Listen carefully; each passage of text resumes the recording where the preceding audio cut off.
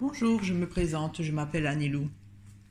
Alors, pourquoi pas faire un tirage pays, hein?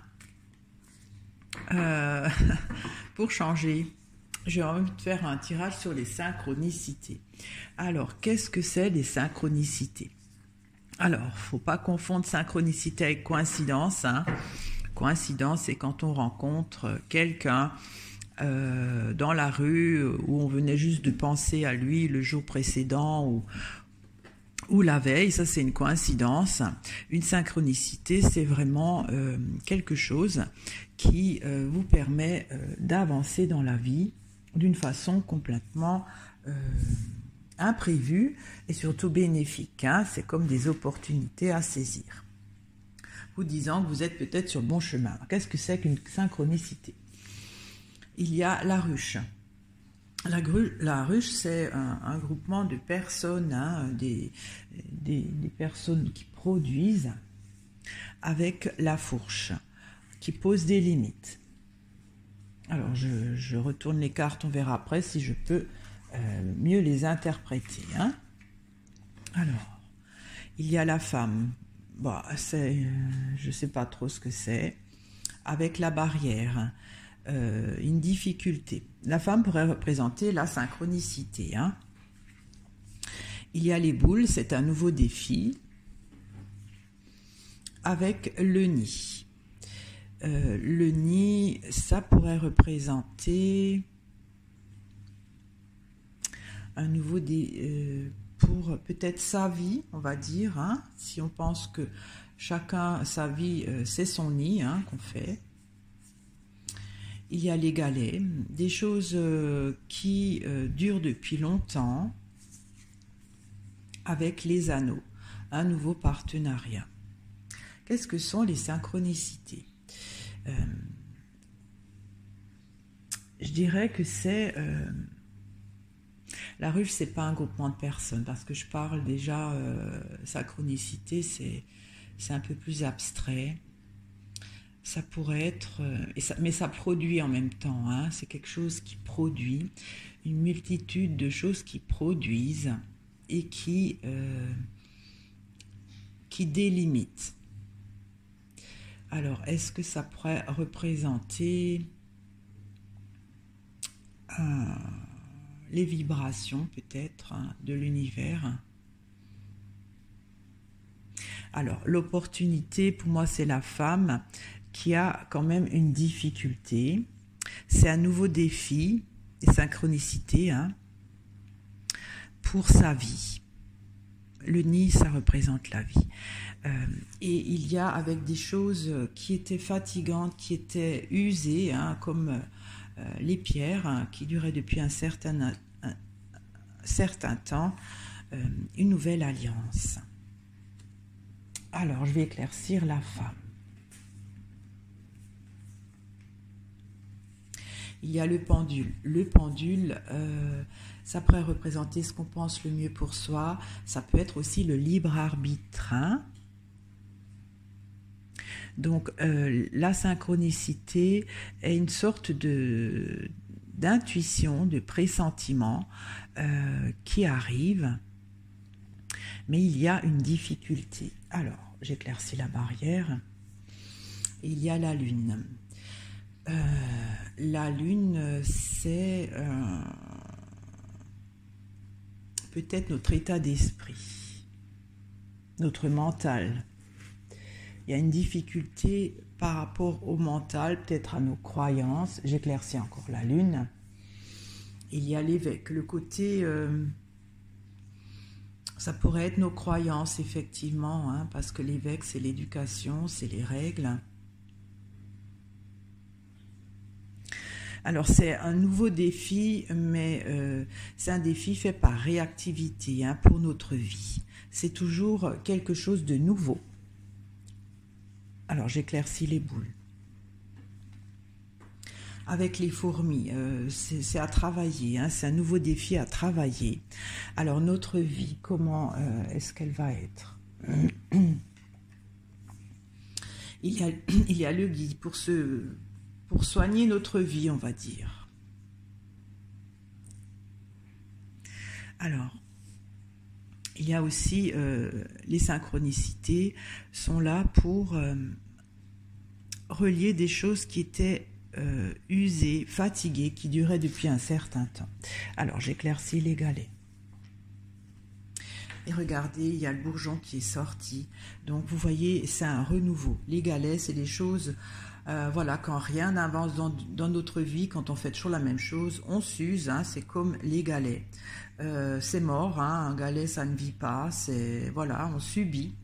Et la synchronicité permet ce renouveau. Mais il y a avec les anneaux, c'est une alliance, mais je ne sais pas exactement son symbolisme pour ce tirage. Alors, il y a la plume. La plume, c'est aérien, c'est une sorte de soulagement. Alors, il y a une alliance pour aller mieux, peut-être. C'est un deal pour aller mieux. Alors, qu'est-ce que sont les synchronicités? Alors, j'ai mon lave-vaisselle qui tourne, hein, excusez-moi. J'ai oublié de l'arrêter. Qu'est-ce que sont les synchronicités? Alors, c'est comme, si on regarde la ruche, c'est comme s'il y a toutes les opportunités qui sont là, tous nos choix qui sont là, et qu'on choisit justement cela. Mais toutes ces opportunités avec la ruche, c'est productif. Hein, opportunité et synchronicité, c'est pas pareil. Opportunité, c'est voilà, on vous propose d'échanger de voiture, c'est une opportunité, vous gagnez des choses, voilà, c'est une voiture qui vous plaît mieux. Mais c'est pas une synchronicité. Une synchronicité, c'est un choix que vous faites. Avec la fourche, ça pourrait être ce choix, hein, on pose ses limites, qui vous change la vie, mais qui vous est bénéfique avec la ruche, puisque ça va vous apporter quelque chose. Alors, la synchronicité, pour moi, c'est la femme qui relève beaucoup de notre intuition, de notre pressentiment, de ce qui pense le mieux pour soi. Simplement, cette synchronicité, elle a des difficultés à être vue ou prise. En même temps, il n'y a pas le mur et la barrière parce que souvent, il y a des conditionnements qui nous empêchent d'y accéder à cette synchronicité. C'est-à-dire, si on rêve à partir en voyage 6 mois à l'autre bout du monde et que vous avez le choix de le faire, vous avez, comment dire, vous y renoncer parce que vous savez que vous devez travailler pour nourrir votre famille, des choses comme ça, c'est votre état d'esprit. Hein. Il faut avoir l'état d'esprit ouvert à tout. Et quand on a l'état d'esprit qui est un petit peu court-circuité par notre devoir, ce qu'on doit faire, nos obligations, cette synchronicité n'arrivera pas. Alors, la synchronicité est un nouveau défi à travailler. Avec les fourmis, c'est pas pareil que la ruche. Les fourmis, elles ne produisent rien, elles travaillent, hein, elles stockent, elles s'organisent. Et c'est dans ce sens-là, c'est-à-dire qu'il faut, pour avoir une synchronicité, vraiment y travailler, pour changer et soigner notre vie. Hein. Le nid, c'est la vie. Alors, qu'est-ce qu'il faut travailler? Je vais éclaircir les fourmis. Il y a la gargouille. La gargouille, c'est nos craintes, nos hésitations, notre retenue. C'est ça qui a à travailler. Ensuite, donc, une synchronicité permet un renouveau, hein, un renouveau des choses qui nous lassent, nous fatiguent, qui n'apportent plus rien, des choses que l'on subit. Ça apporte vraiment un renouveau. Il y a de nouveau de la vie qui arrive. Les anneaux, c'est une alliance. Une alliance, la plume, c'est quelque chose qui soulage, qui apaise, c'est aérien, c'est volatile. Ça peut aussi représenter cette synchronicité qui plane autour de nous, qui peut tomber. Hein. Alors, je vais encore éclaircir la plume. Et il y a le chemin. Ça, c'est au moment présent, c'est-à-dire si on n'a pas le bon état d'esprit pour saisir cette synchronicité, on la voit pas. On va voir plutôt le côté négatif des choses, mais on va plus penser à ce qu'on doit faire dans la vie, nos responsabilités, et on va pas s'ouvrir à cela.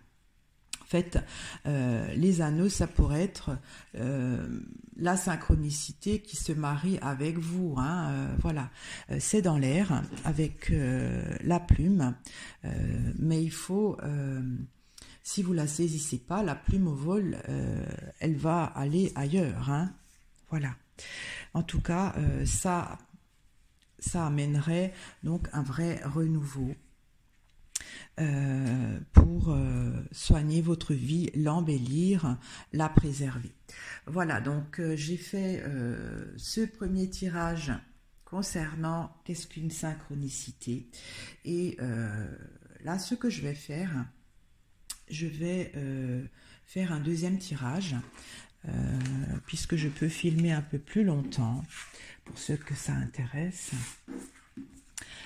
En demandant comment provoquer une synchronicité dans sa vie, c'est-à-dire quelque chose qui arrive, qui nous change notre vie complètement. Hein. C'est pas une opportunité, c'est une synchronicité, c'est-à-dire qu'il y a des choses qui s'emboîtent pour vous ouvrir toutes les portes. Hein. Voilà. Alors, qu'est-ce que une synchronicité? Je l'ai fait. Alors, comment provoquer une synchronicité? Comment provoquer une synchronicité? Alors, on sait déjà que c'est un état d'esprit, il faut déjà avoir envie. Hein. Donc, comment provoquer une synchronicité pour changer notre vie dans le sens qu'on souhaite. Hein, voilà, pour réaliser notre rêve. Comment provoquer une synchronicité? Alors, il y a deux cartes là qui sont sorties, je les laisse. Je vais les retourner après. Hein. Voilà. Alors, comment provoquer une synchronicité? Alors, il y a le pigeonnier. Le pigeonnier, on observe. Hein, on est à l'abri, on observe. Avec les corbeaux. Les corbeaux, c'est des pourparlers.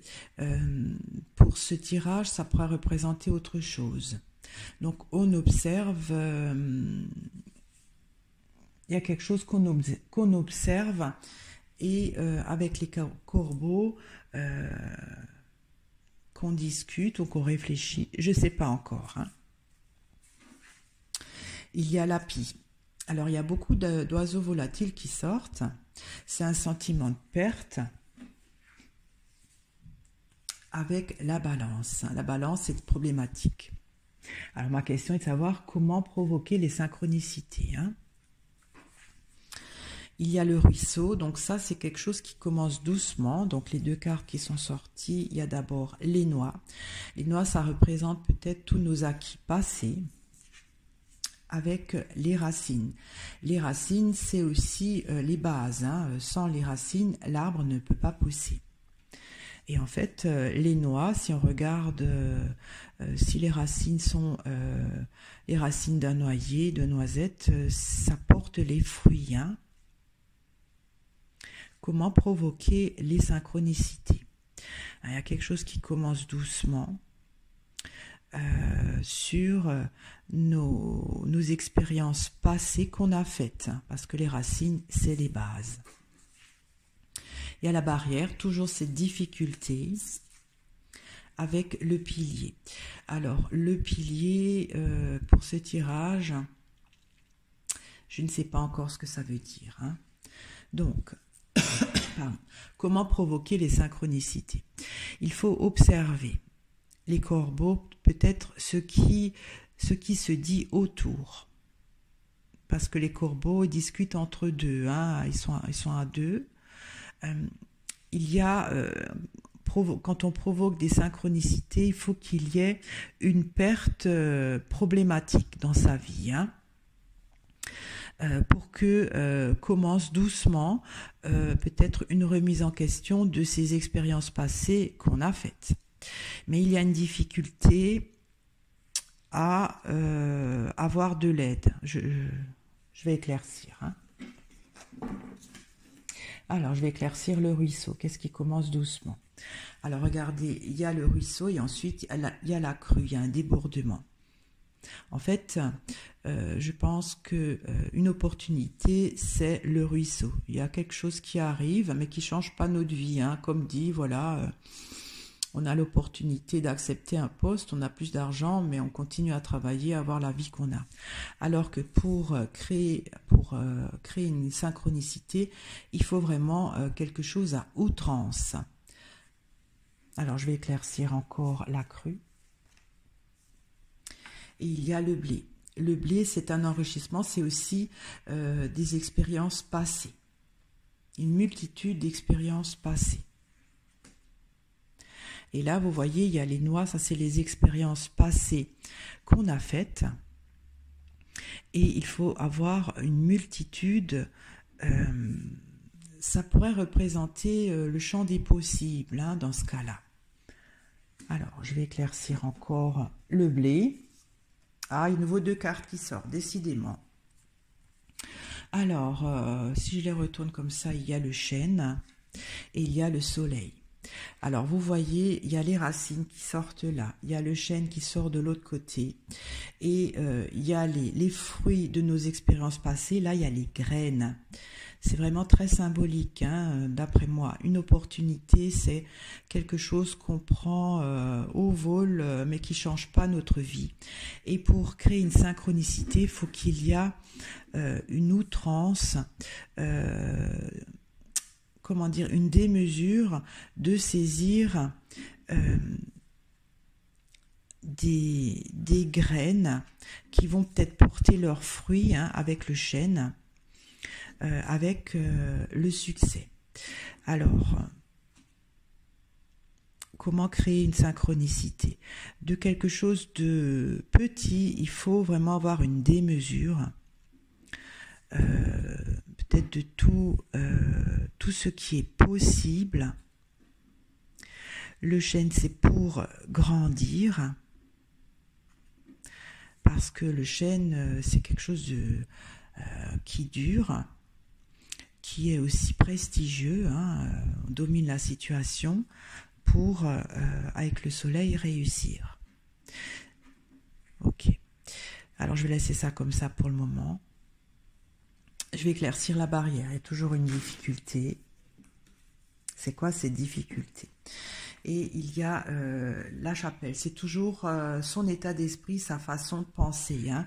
Tant qu'on ne changera pas sa façon de penser, d'avoir une démesure éhontée, on va dire, de vouloir faire quelque chose, on a toujours un frein. Ça sera peut-être difficile de créer une synchronicité. J'éclaircis le pilier, ça je ne sais pas trop ce que ça pourrait être. Il y a le clocher, ça c'est quelque chose que tout le monde entend. Alors il y a une aide. En fait, l'aide, ça pourrait être la synchronicité hein, qui vient voilà, de l'univers. Ça pourrait être l'univers qui entend. L'univers qui entend que une nouvelle philosophie, qu'on a acquis une nouvelle philosophie. C'est un peu compliqué, hein. Alors, comment provoquer une synchronicité? Avec la coupe, il faut observer ce qui se passe. Les corbeaux, c'est peut-être tout ce qui se passe, voilà, tout ce qui arrive dans la vie. Il faut avoir vraiment un sentiment d'avoir perdu quelque chose qui devient problématique dans sa vie, hein, voilà. C'est-à-dire, on divorce, on est ruiné, on est licencié. C'est dans cet état d'esprit que les synchronicités peuvent le mieux arriver. Alors, une synchronicité, pour qu'elle se transforme en opportunité, faut qu'il y ait une démesure d'enthousiasme, parce que le ruisseau, c'est un manque d'enthousiasme, hein, c'est tout petit. Faut qu'il y ait une démesure d'enthousiasme pour pouvoir les graines, ça produise des plantes, alors que là, les noix, c'est issu d'une plante. C'est la fin du cycle, on va dire, hein. Elles vont aussi mettre des graines, c'est-à-dire que si on les plante, ça va mettre des graines, mais c'est pas comme le blé. Le blé, il y en a une multitude, et en fait, c'est plus petit, c'est-à-dire qu'il va y en avoir plus. Ça prolifère plus pour donner quelque chose de durable et qui va devenir une vraie réussite. Alors, comment provoquer les synchronicités ? Je dirais qu'il faudrait avoir une confiance éhontée, on va dire, que l'univers entendra. Si vous avez un coup dur dans la vie, c'est peut-être un des bons moments pour créer une synchronicité et changer ce qui ne va plus dans votre vie. Il faut avoir de l'enthousiasme, il faut avoir du culot pour semer vraiment toutes ces graines qui vont devenir avec le chêne quelque chose de durable pour la réussite. Je vais peut-être éclaircir la pie encore. Oui, il y a le puits, hein, donc ça peut être un choc voilà, émotionnel grave, qui, voilà, vous êtes licencié, votre compagne ou partenaire de vie vous quitte, ça devient problématique, et au lieu de s'enfoncer justement dans le côté émotionnel, il faut, avec le ruisseau, voilà, ce qu'on a, faut se remettre en question. C'est-à-dire qu'il faut réfléchir à ce qui arrive avec ce qu'on a fait. Et il faut avoir la crue, hein, au lieu du ruisseau, que ça déborde tout cela pour qu'il y a plein d'autres graines qui puissent arriver, que vous puissiez saisir pour grandir dans la durée, pour la réussite. Voilà ce que je peux dire pour les synchronicités. Je vais peut-être faire encore d'autres vidéos là-dessus. Je trouve qu'une vidéo de plus de 15 minutes me fatigue pour mon raisonnement. J'ai voulu tester, mais je pense que 15 minutes est suffisant. Je vous remercie de m'avoir écouté. Je vous remercie de votre fidélité, de vos abonnements. Si vous n'êtes pas encore abonné, je vous invite à le faire. À très bientôt.